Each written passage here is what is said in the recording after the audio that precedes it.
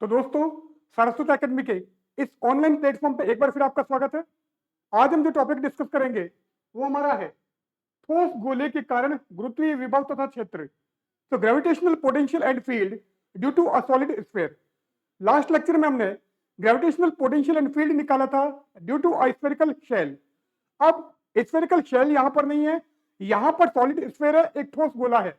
उसके कारण अगर आपको किसी पॉइंट पर ग्रेविटेशनल पोटेंशियल निकालना है, ग्रेविटेशनल फील्ड निकालना है, तो उनकी वैल्यूज क्या होगी। अगर पॉइंट हमारा बाहर होगा तो क्या होगा, सरफेस पे होगा तो क्या होगा, और अगर पॉइंट हमारा स्फीयर के अंदर चला जाता है तो क्या होगा।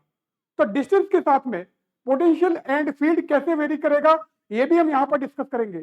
तो बिना किसी देरी के मूव करते हैं हमारे लेक्चर की तरफ।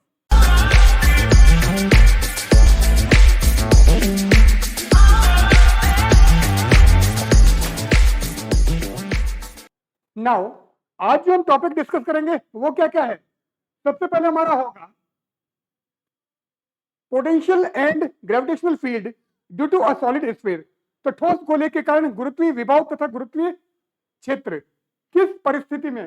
फर्स्ट हमारा है when point lies outside the sphere. तो अगर पॉइंट हमारा गोले के बाहर होगा तो ये वैल्यूज क्या होंगी। सेकंड हमारा होगा when point lies on the surface of sphere. अगर पॉइंट हमारा गोले की सतह पर आ जाता है तो क्या होगा। थर्ड हमारा होगा when point lies inside the sphere. अगर पॉइंट हमारा स्फीयर के अंदर चला जाता है तो क्या वैल्यूज होंगी। एंड लास्ट हमारा जो पॉइंट होगा वो हमारा होगा variation of gravitational potential and field due to distance. तो दूरी के साथ में गुरुत्वीय विभव तथा क्षेत्र में क्या परिवर्तन होगा, ये हम ग्राफ के माध्यम से दर्शाएंगे। नाउ सबसे पहले हम क्या कर रहे हैं, gravitational potential and field due to a solid sphere. तो ठोस गोले के कारण गुरुत्वीय विभव तथा क्षेत्र ये हमको निकालना है। किस परिस्थिति में निकालना है उसकी हम बात कर रहे हैं। तो सबसे पहले हमारा पॉइंट है when point P lies outside the sphere. जब बिंदु पी ठोस गोले के बाहर स्थित हो।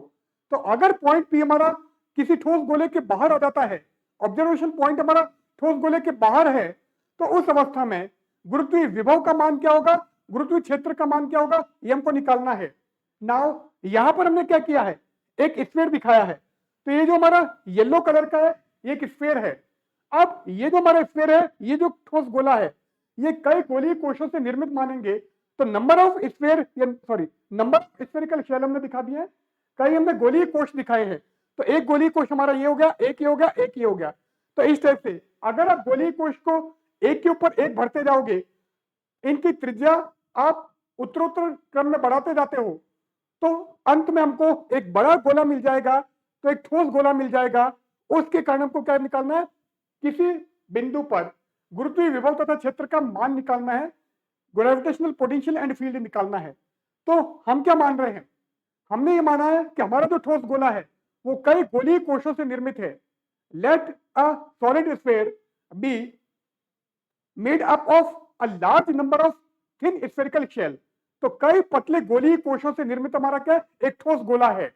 तो यहां पर हम क्या कर रहे हैं, ये हमारा ऑब्जर्वेशन पॉइंट है, क्या ये हमारा प्रेक्षण बिंदु है। अब मैं यहां पर क्या मानता हूं, ये हमने इसका सेंटर मान लिया ओ। अब सेंटर हमारा हो गया है,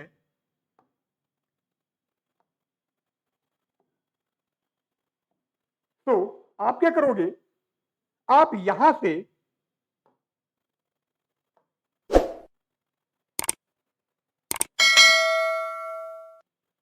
ये हमारा ठोस गोला है, इस ठोस गोले का केंद्र हमने ओ माना है, और इसकी त्रिज्या हम क्या मान लेते हैं, इसकी त्रिज्या हम ए मान लेते हैं। तो ए त्रिज्या का एक ठोस गोला है जिसका केंद्र ओ है। तो we consider a solid sphere of centre O with radius a. तो रेडियस ए है, त्रिज्या ए है, और सेंटर उसका ओ है। और ये जो हमारा ठोस गोला है इसका मास हम एम मान लेते हैं। तो M mass of solid sphere. तो एम क्या है, एम ठोस गोले का द्रव्यमान है। कौन सा गोला? ये जो हमारा बड़ा है, जिसकी त्रिज्या हमने a मानी है, उसका द्रव्यमान या मास हमने m मान लिया। नाउ a क्या है? Radius of solid sphere. तो a क्या हो गया? a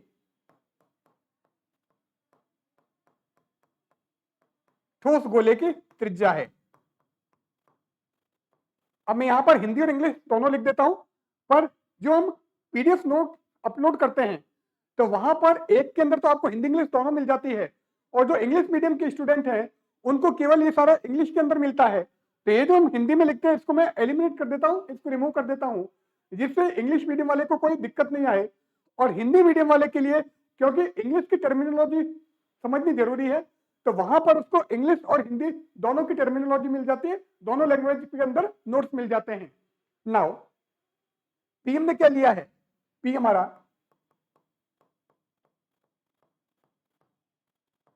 ऑब्जर्वेशन पॉइंट है, क्या है? प्रेक्षण बिंदु है। और हमने ये भी माना है कि OP equal to R is greater than A। तो O से P की जो डिस्टेंस है वो क्या है? R। और क्योंकि पॉइंट P हमारा गोले के बाहर है, तो क्लियर है कि A की जो वैल्यू होगी वो R से कम होगी, या R is greater than A होगा। तो P observation point and OP equal to R and it is greater than A। So P हमारा क्या है? P प्रेक्षण बिंदु है।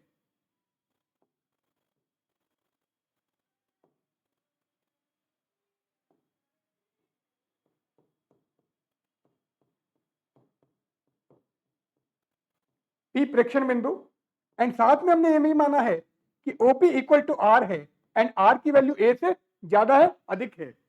अब हम क्या मान रहे हैं? हम ये मान रहे हैं कि ये जो हमारा ठोस गोला है ये कई गोलीय कोशों से निर्मित है।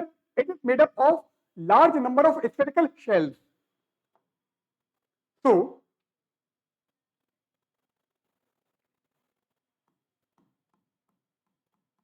a solid sphere may be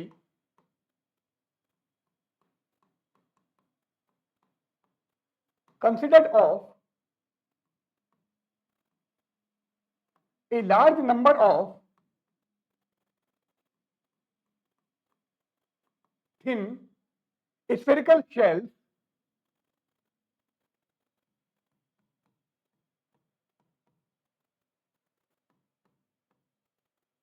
clear है?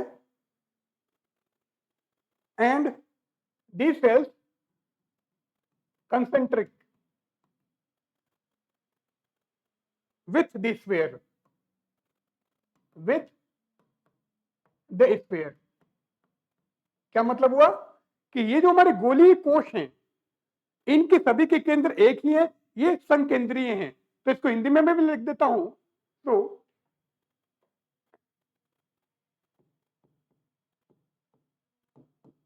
एक ठोस गोला कई पतले गोलीय कोशों से, पतले गोलीय कोश से निर्मित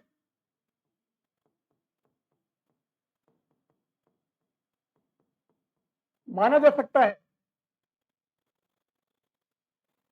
जो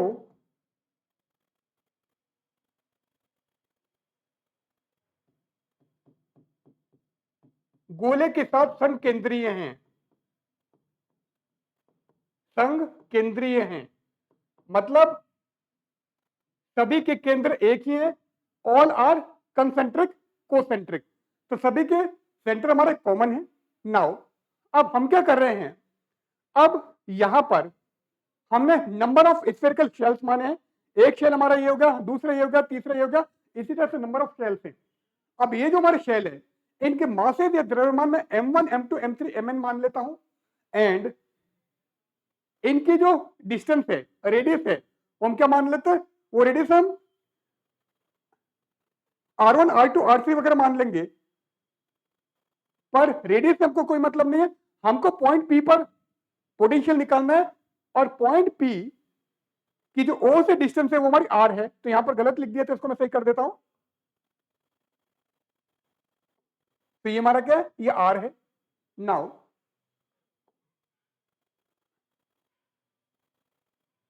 if m1 m2 m3 mn be the masses of spherical shells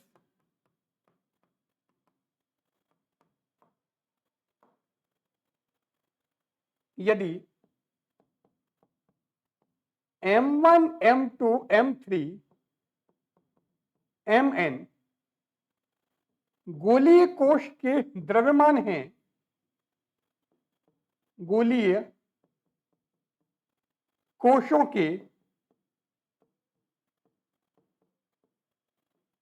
द्रव्यमान हैं, तो मासेस हमने ये निकाल दिए हैं। अब मासेस हमने ये कंसिडर किए हैं। अब सबसे अंदर वाले का मास हमने m1 माना है, तो अंदर हमारा m1 एक शेल है, जिसका द्रव्यमान m1 है। तो आपको पता है कि अगर शेल के बाहर पॉइंट है और शेल का मास अगर मैं कैपिटल M मानूं, तो उस केस में जो हमारा पोटेंशियल होता है वो क्या होता है, V is equal to minus G M upon R. ये है आर, क्या है, आर शेल के सेंटर से ऑब्जर्वेशन पॉइंट की डिस्टेंस है, शेल के केंद्र से किसके प्रेक्षण बिंदु की दूरी है। अब दूरी तो आपकी आर है और मास हमने m1 माना है, इसी तरह से दूसरे का मास m2 माना है, तीसरे का मास m3 माना है। तो चलते चलते आप लास्ट तक पहुंच जाओगे और लास्ट वाले का मास हमने mn माना है।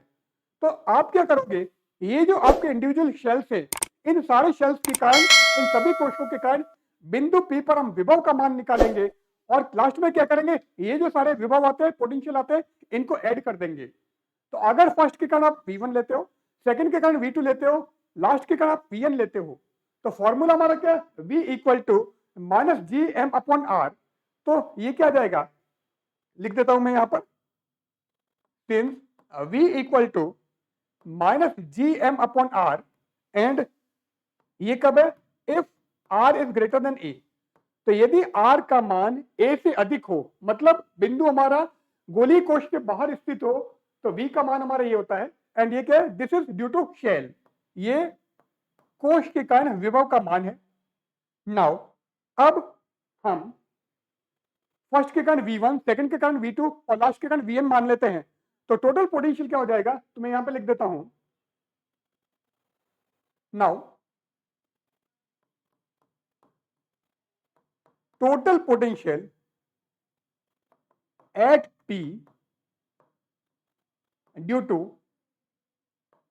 all the spherical shells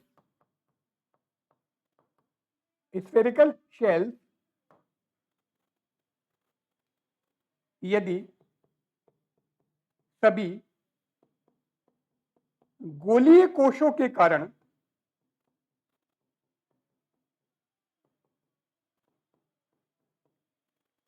P पर विभव का मतलब यहां पर गुरुत्वीय विभव से है, P पर विभव V हो तो क्या करोगे, ये क्या हो जाएगा, V is equal to V1 plus V2 plus V3 and last में क्या जाएगा, Vn।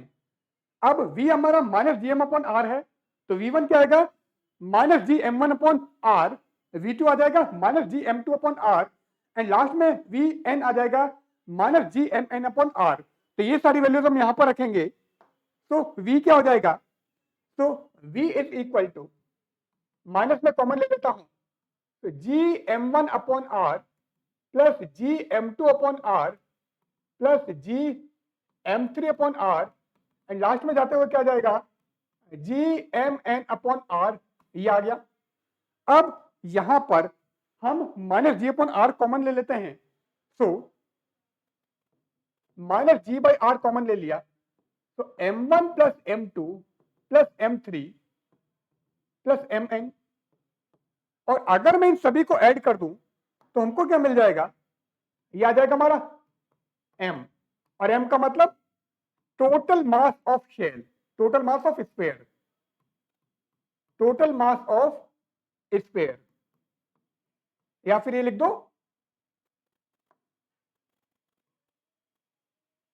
ये क्या है, मास ऑफ सॉलिड स्फीयर,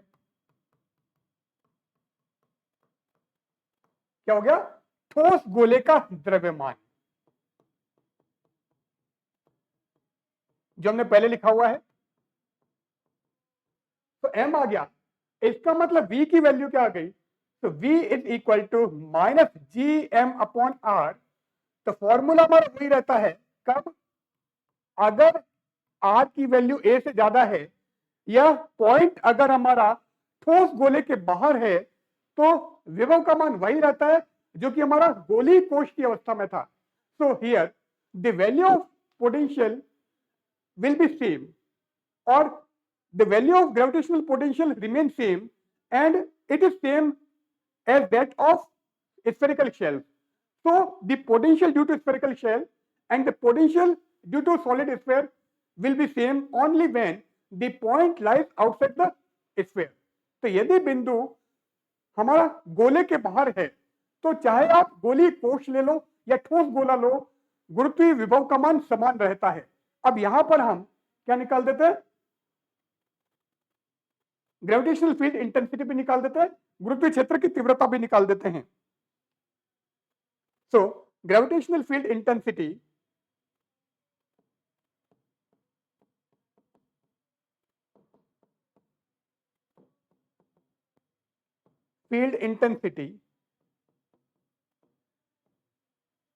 क्या मतलब हुआ, गुरुत्वीय क्षेत्र की तीव्रता।